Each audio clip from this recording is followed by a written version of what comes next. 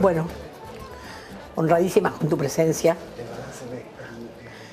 Álvaro García Linera es el vicepresidente de nuestra amada Bolivia y viene a participar del Congreso. Yo te conozco como un gran economista, te he escuchado hablar y me maravilla porque eres de los pocos economistas a los que les entiendo. Debe ser por eso.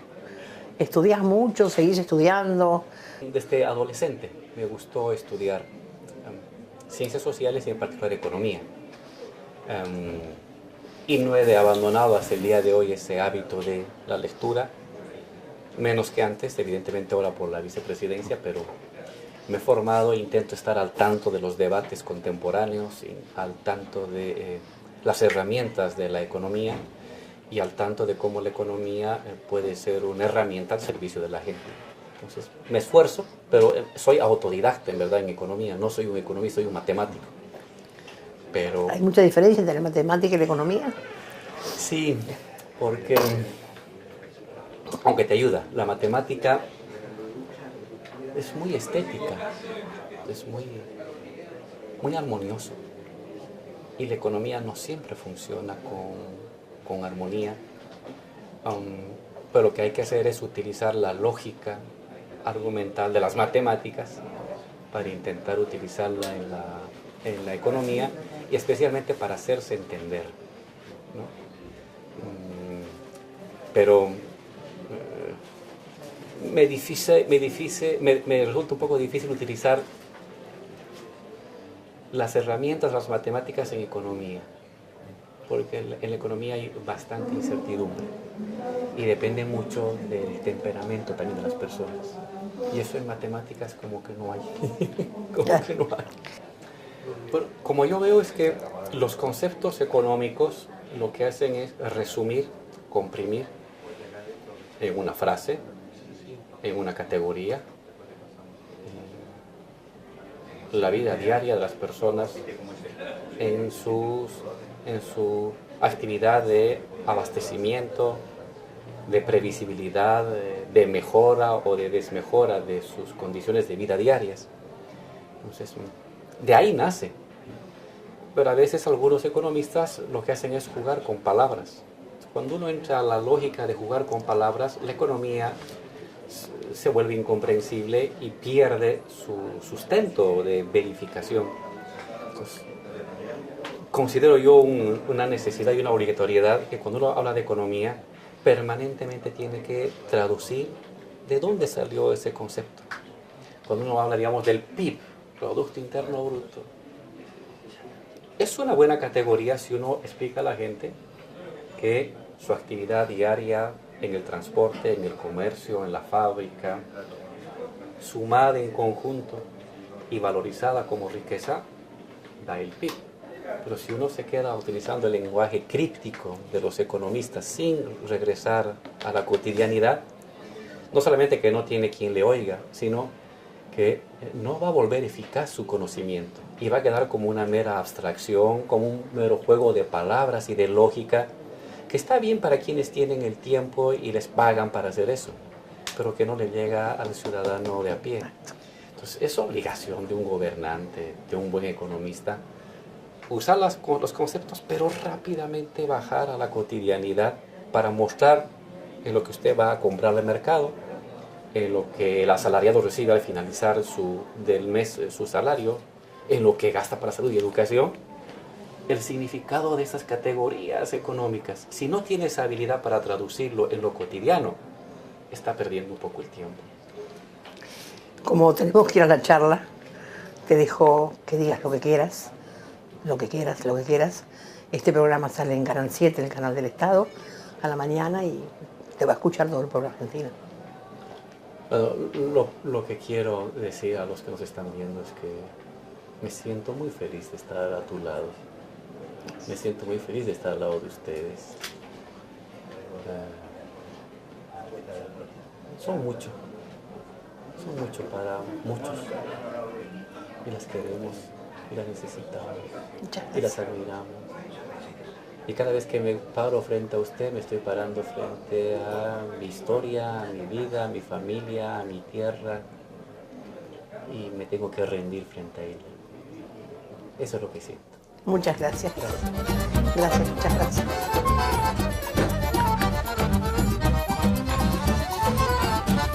He preparado una pequeña conferencia sobre esta temática de la relación entre propiedad privada, propiedad estatal y comunidad, que de alguna manera resume un proceso histórico. No solamente son conceptos, sino son procesos históricos que han atravesado y que pudieran atravesar en las siguientes décadas nuestros países, nuestras naciones, nuestras vidas cotidianas, nuestros barrios, nuestras actividades laborales. Todos sabemos, lo hemos vivido en carne propia, que América Latina, en general el mundo, pero en particular América Latina, ha vivido hacia atrás al menos 20 años de regímenes neoliberales. ¿Qué significaba en el fondo el neoliberalismo? ¿A qué le hemos denominado neoliberalismo? Allá cuando los años 80, cuando los años 90 y a principios del siglo XXI se instauró como un orden de la economía, como un orden mental y como una manera de organizar la distribución de la riqueza. Este llamado neoliberalismo básicamente fue un mecanismo de lo que un buen autor llama acumulación por desposesión. No es que el neoliberalismo generó riqueza, no es que el neoliberalismo se presentó ante el mundo como una opción técnica, productiva, que generó riqueza, que produjo mercancías. No. Ante todo, el neoliberalismo fue un mecanismo muy sofisticado, con implicancias políticas y culturales, para usurpar, para expropiar riqueza que ya estaba ahí. Riqueza básicamente colectiva. En el caso de Bolivia, pero estoy seguro que también en el caso de Argentina y de América Latina, el neoliberalismo lo que hizo fue expropiar lo público estatal. Empresas de electricidad creadas con el esfuerzo de 2, 3 generaciones hacia atrás. Empresas de hidrocarburos creadas con 2 o 3 generaciones de esfuerzos de latinoamericanos de años atrás. Expropiar líneas aéreas, sistemas de ferrocarril, sistemas de distribución de agua, recursos financieros, ahorros laborales de los trabajadores. Llegó el neoliberalismo y convirtió esa riqueza común, monetaria y de infraestructura, simplemente la privatizó. El neoliberalismo no significó un nuevo régimen productivo ni unas fuerzas productivas diferentes, sino un mecanismo de expropiar lo que ya existía. En algunos casos, como en Bolivia, no se contentó con expropiar lo público estatal, sino que también se dedicó a expropiar lo público no estatal, es decir, conjunto de riquezas que no eran del Estado, pero que eran de carácter público, que eran de carácter común. Fundamentalmente, en el caso de Bolivia, los sistemas de agua. En Bolivia, el agua potable es un tipo de riqueza común bajo control de sistemas comunitarios que le pertenece a las comunidades y que es administrado comunitariamente, incluso en algunos barrios populares de las ciudades. En ese sentido, entonces, hablamos del neoliberalismo básicamente como un sistema de privatización de lo público, de expropiación de lo público y no de generación de nueva riqueza o de un nuevo método de producción del capitalismo.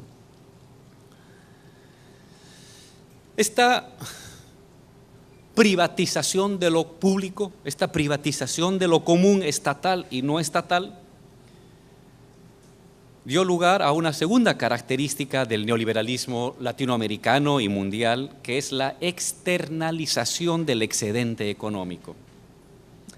Llamamos excedente económico a la riqueza que queda una vez de que descontamos lo que necesitamos para las maquinarias y la reposición de la fuerza laboral, la ganancia.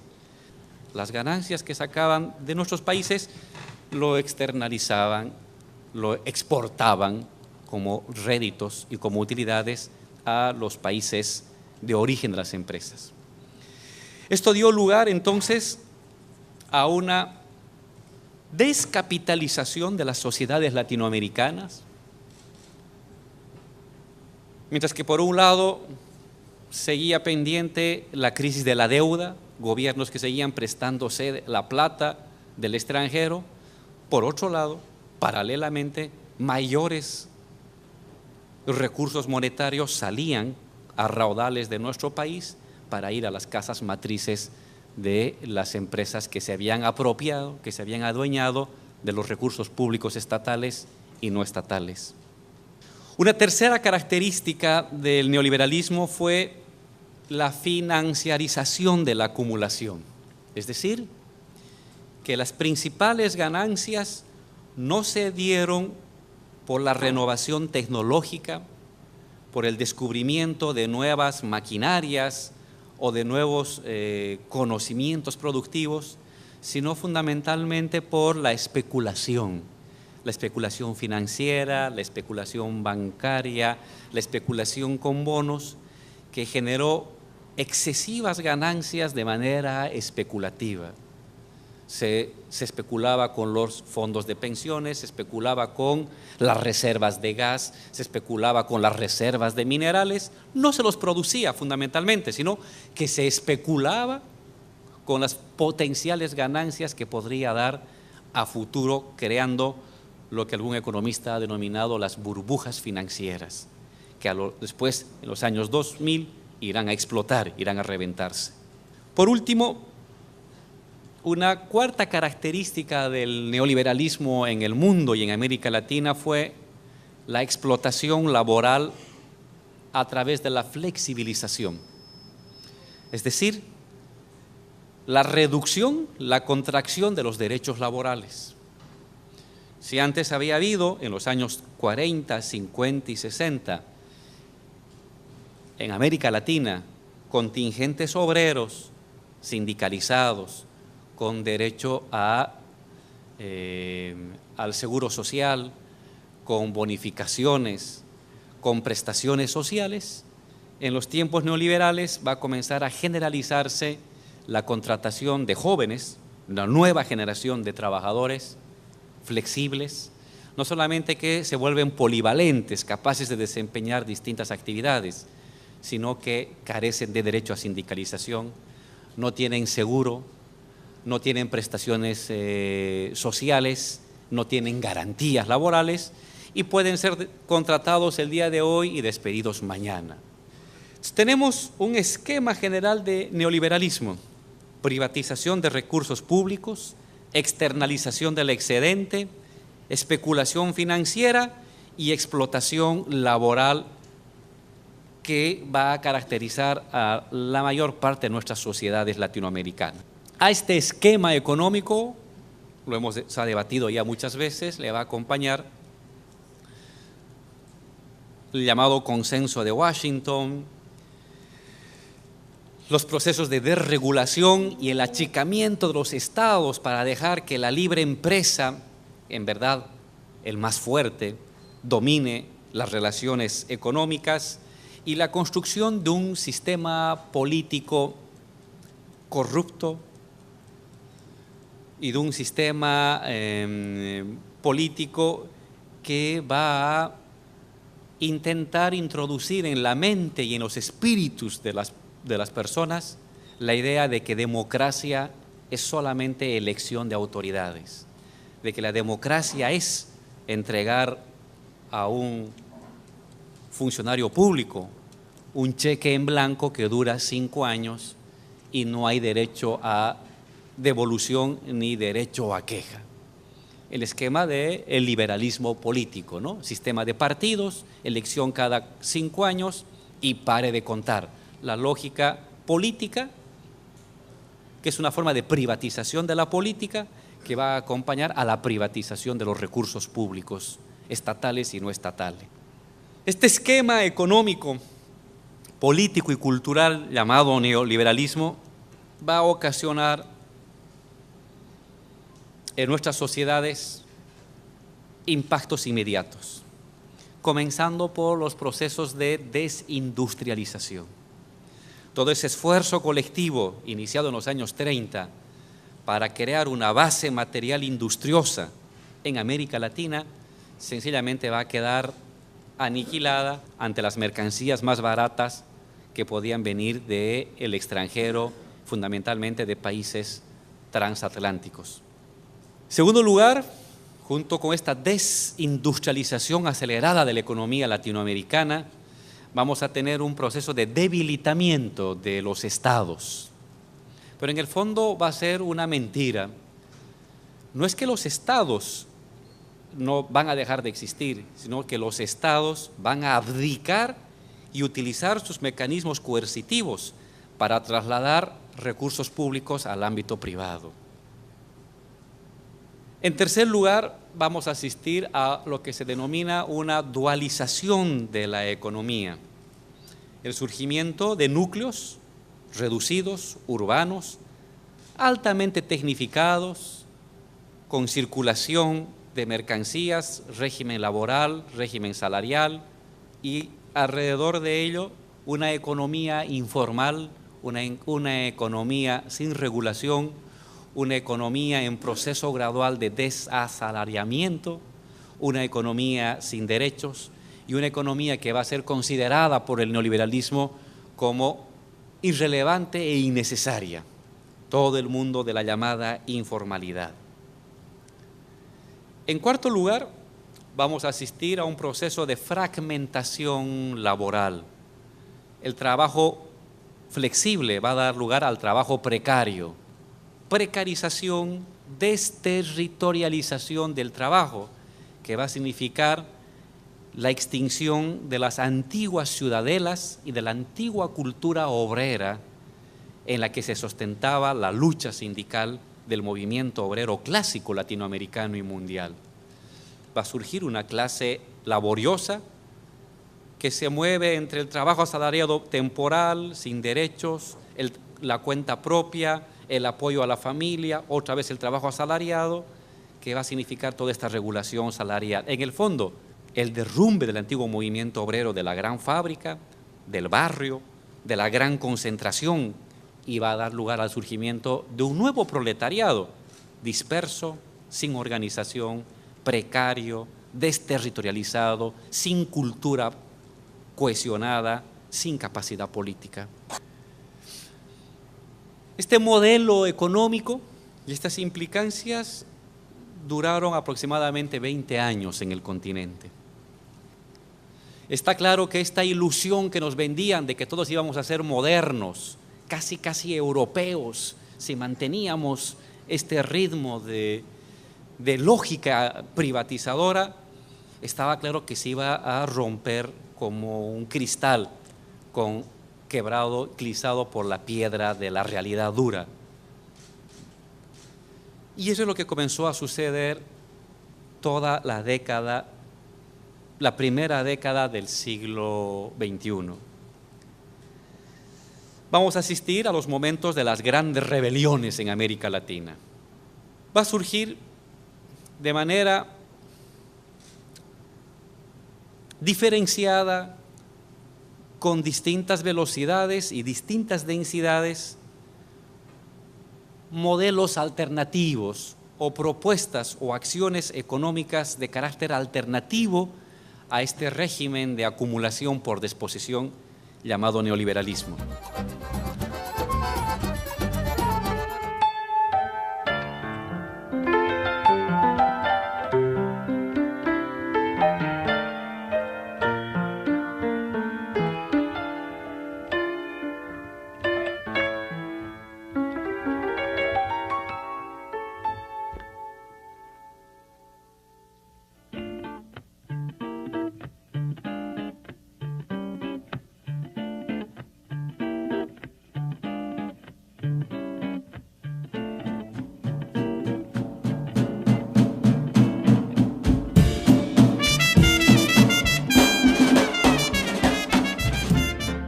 Estoy muy de acuerdo que se difunda nuestro programa, que se sepa, que se conozca nuestro andar, todo lo que hacemos, por qué luchamos, todo eso.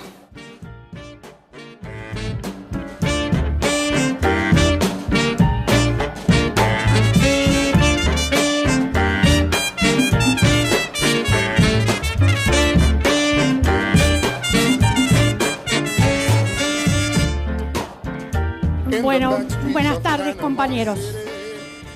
Hoy tenemos una compañera que, como decimos las madres, ha decidido cambiarse de lugar. Elena, nuestra querida Elena, decidió cambiar de casa.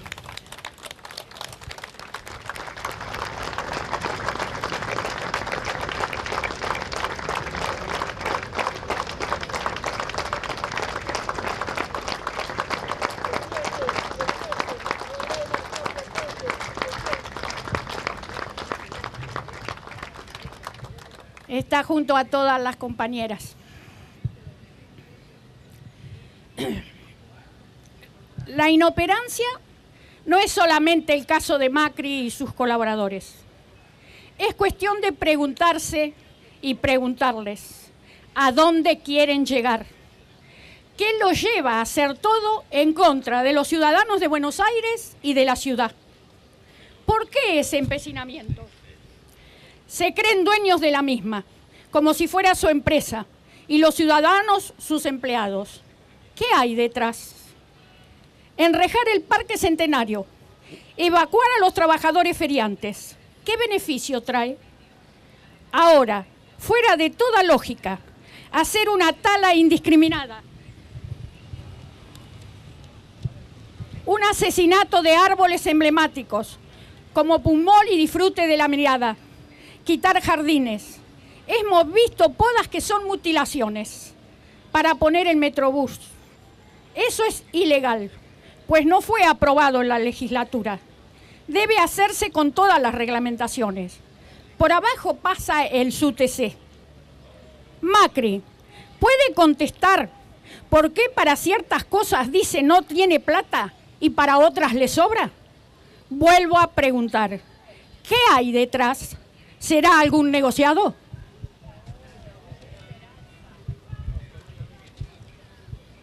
La Grey Católica tendrán un nuevo papa. Esta vez no es por muerte, sino por renuncia. En verdad, los que saben dicen que sorprendió a muchos. Lo que no será sin duda alguna importante, pues la continuidad será la misma línea, o lo más conservadora todavía, si es posible que así sea.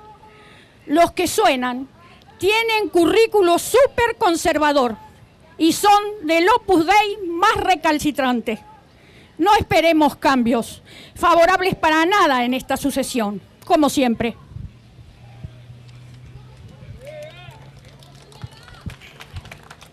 Las madres sabemos del fascismo y de la hipocresía de la jerarquía eclesiástica, porque la sufrimos, como la sufrieron los curas del tercer mundo y todos los que quisieron y quieren cambiar algunas posturas retrógradas de la Iglesia, como el celibato, entre otras varias. Quedan sin castigar cientos de curas pederastas y los cómplices y partícipes de la dictadura genocida.